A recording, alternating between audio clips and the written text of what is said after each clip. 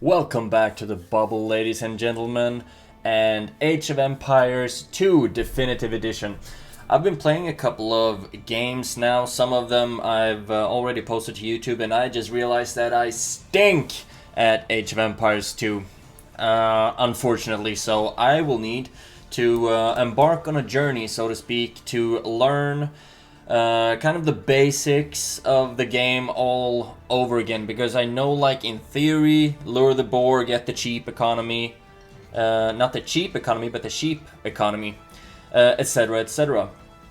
And I will try to record as much of that journey as possible, because chances are some of you, if you haven't played Age of Empires before, if you are thinking about starting to, you might also be a bit confused about army compositions, about which units that counter which, etc.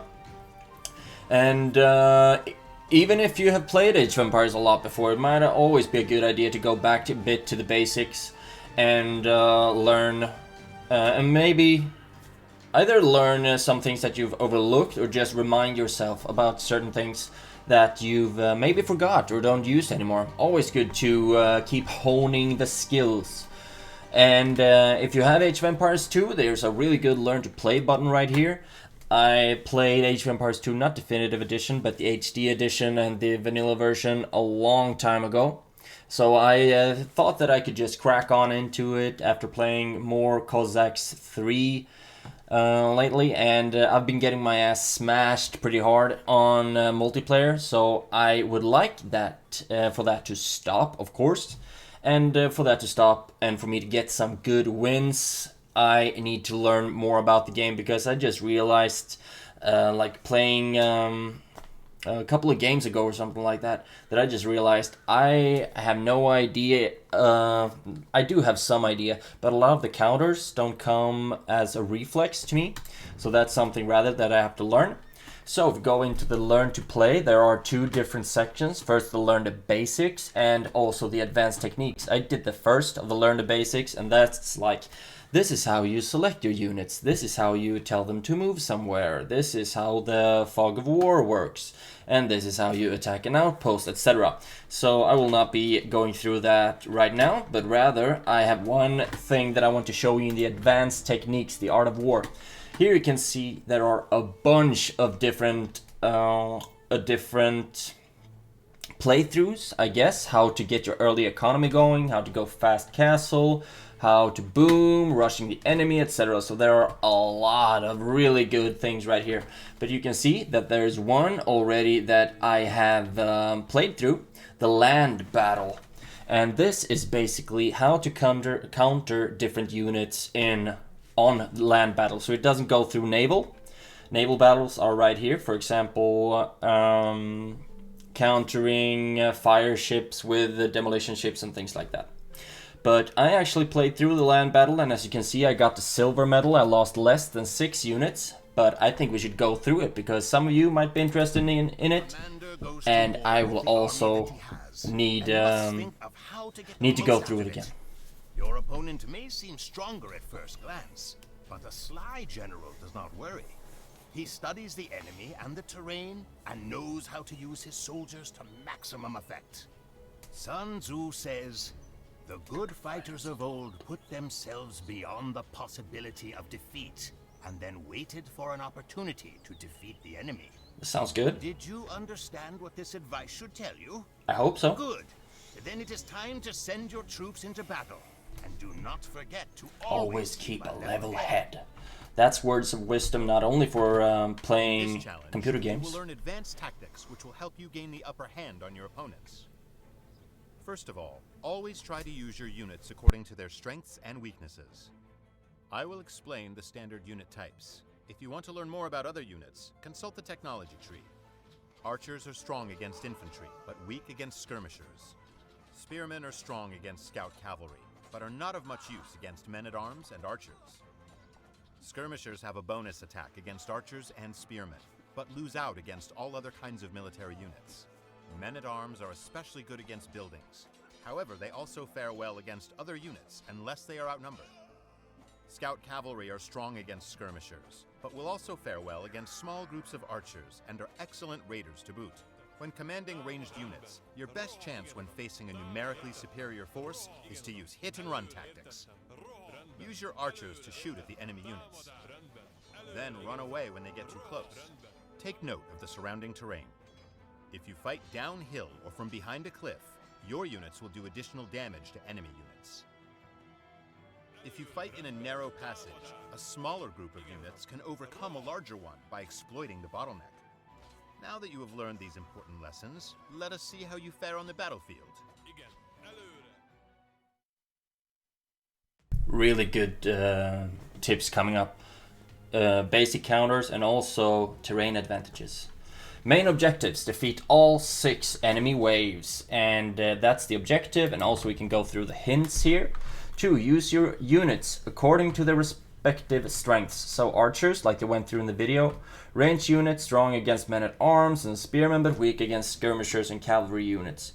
And I mean, these are basic feudal age units, but I guess you can compare this somewhat to the entire militia line or entire archer line and things like that.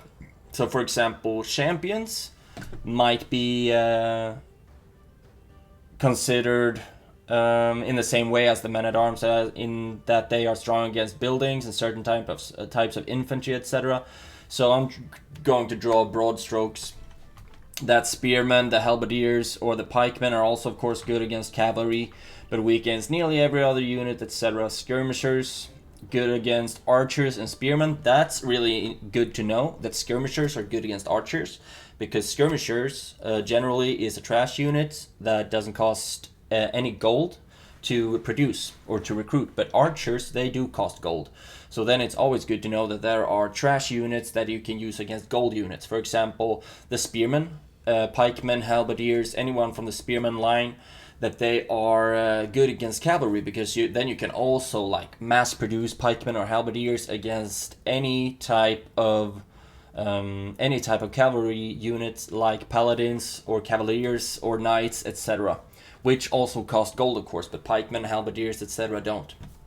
So in that sense, it's also really good to know what trash units you can use against gold units. If you run out of gold and you really need to still defend yourself without any gold, basically. Scout cavalry are good against ranged units like skirmishers and archers, of course, and the scouts don't cost any gold either. So that's of course also a usable area of trash units against gold units, but should avoid spearmen or large groups of archers. Okay, of course. So never running with scouts against spearmen or with large groups of archers, but really good for harassing, they're fast, etc. And also trash units don't cost any gold. Scouts, a feudal age army consisting of archers, skirmishers, men-at-arms, spearmen, and scout cavalry, is at your disposal to repel the enemy attacks. Your opponent, 3 red, has gathered a feudal army as well and plans to invade your territory. So let's go. Welcome. In this challenge, you must defend several areas against enemy attacks. Choose the units that are best suited to fend off each enemy army, and try not to lose too many of your own soldiers. Consult the hints section if you need a reminder about unit strengths and weaknesses. The enemy is preparing to attack you. Study the composition of the enemy forces, and choose the soldiers that you want to send into battle by selecting one of the unit types available to you. So we will need to be very selective on which troop we use, because you can only recruit one type of them, and you can't select how many as many troops as you want, but there's a finite number of troops that you will get to face off with this. An army of scouts, remember scouts are pretty strong against skirmishers, ranged, etc., ranged generally, but a large group of archers, they don't like that. However, you know that pikemen, spearmen, etc. have a really good bonus against cavalry. If I click it once, you can see the stats: 45 hit points, 3 attack, etc, etc. 0 pierce armor means that they are weak against ranged. Melee armor, weak against melee, obviously. So, now click them once, and I got 5 spearmen to boss around with against 6 scouts. Let's really hope that this works out. Doing a great job. I lost one. You will have to earn the gold medal in a different battle, so I can't. And now I just lost my opportunity. Now I just lost the opportunity to get a gold medal because I lost one guy. If I had been faster at retreating that one, most likely I would have been okay. So now we have an army of 6 archers. Most likely I will be going 5 against 6 on every turn. So remember that scouts are good against ranged, not that strong against bigger groups of ranged though. However, one troop that I want to try are the Skirmishers, also recruited in the army range, archery range, sorry, but they should be strong against archers. So now recruited them, and let's see what 5 Skirmishers, no gold cost, can do against 6 archers. First one went down swiftly. I'm gonna target them down one at a time. Their dexterity, their aim is not the very best, however, considering that they have to throw a spear for quite a long range. Now the enemy is sending a group of skirmishers. Choose the right counter and defend your land.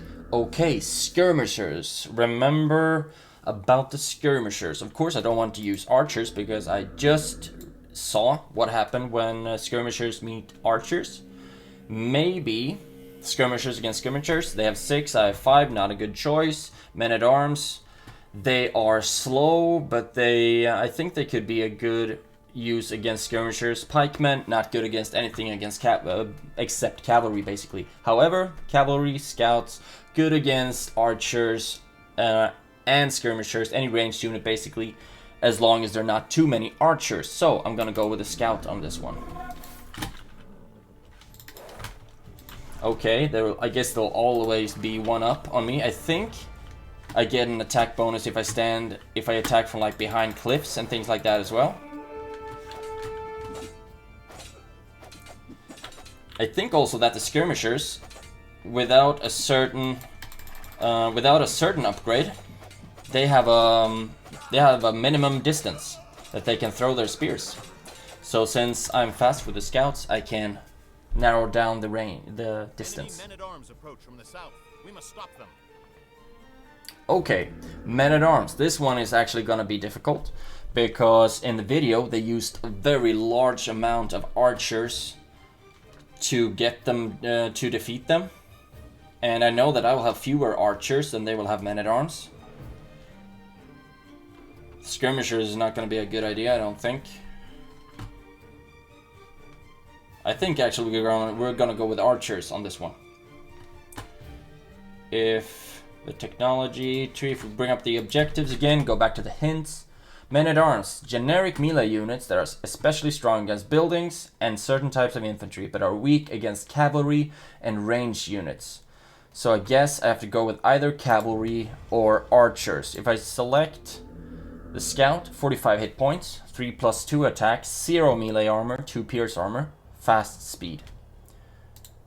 And the men-at-arms, 45 hit points, same amount of hit points, 6 attack, so more attack than the scouts. 0 melee armor, same as the scouts, and 1 pierce armor, less than the scouts, and slow speed. So in this case, I think the scouts would be a good idea if I were to charge up on them or something like that, harass them. But now I'm just going head on, and they have 1 more than me. So I actually think that I'll have to go with archers, going with the hit and run strategy. They don't have a lot of health points. Did you notice the hills nearby? Units fighting from higher elevations have an attack bonus against enemy units at a lower level. Try to lure your enemy to the hills to use the terrain to your advantage. Ooh. Now they will have the uphill advantage. I'm not a big fan of that at all. 1 down. 2 down. Just keep going with that hit and run. And splitting them up. Oh, whoa. Wow, I'm actually gonna lose most likely quite a lot of my archers as soon as they're up. So they can start attacking. Come on! Oh no, wrong one. Sorry. That one. Okay, let's go. Let's go. Wow, this one was by far the most difficult one. And a lot of micromanaging as well. Spearmen are about to cross the nearby ford to the west. Recruit some more units to repel them. Recruit some more units to repel them. So I shall. Spearmen weak against basically everything except for cavalry. So let's see. Maybe... Yeah, the skirmishers +3 attack against archers and spearmen.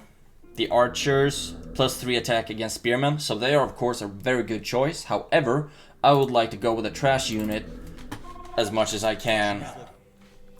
Trash against trash, so... However, I don't think that the spearmen are that slow. They're actually most likely a bit faster. And if you look at this, always something to learn right here about the minimum distance issue that I talked about earlier that the skirmishers have. The silver medal is no longer possible.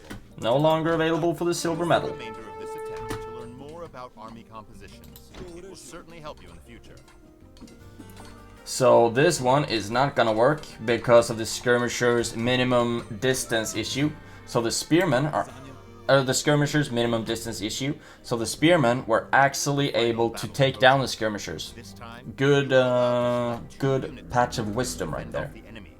Try to use your units according to their strengths and weaknesses. So this time I will be able to select 2 units against skirmishers and spearmen, sorry.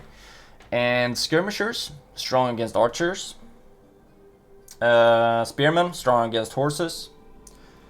So I think if I go with archers against the spearmen, then I need something to tank the damage from the skirmishers, like men-at-arms, for example.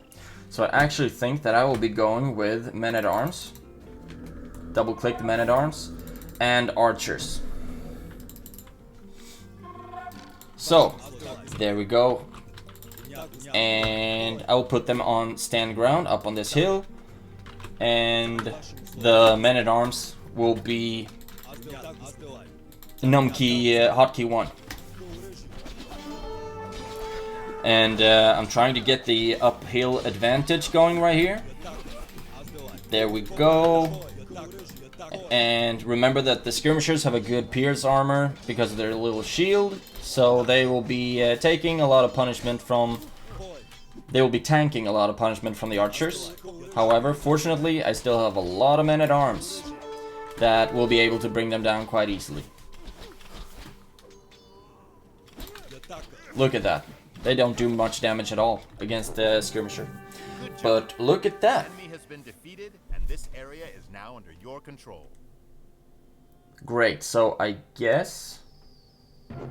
Yeah, that's it for the tutorial in land combat and counters to the different units.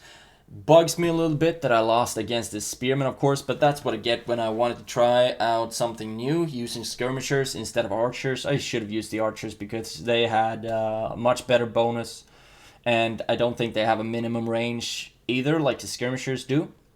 So even in defeat there's always wisdom because I learned something from that.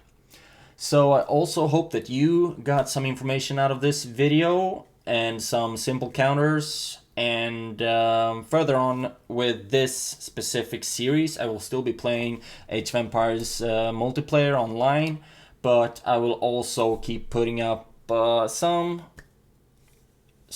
educational videos with some basic strategy, things like this, and also most likely economical building and planning as well. So you can get some knowledge out of this as well. I hope you enjoyed the episode, and I'll see you in the next one.